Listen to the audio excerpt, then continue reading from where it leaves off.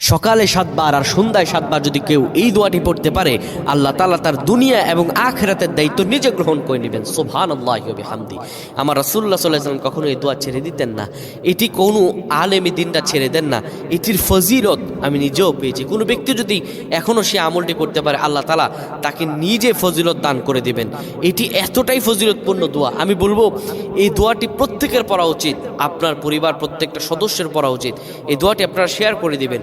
আপনার যারা পরিবার পরিজন আছে প্রত্যেকের কাছে এই দোয়াটি আপনারা পৌঁছায় দিবেন। ইনশাআল্লাহুল আজিজ, আল্লাহ তাআলা অবশ্যই তাদেরকে রহম দান করবেন।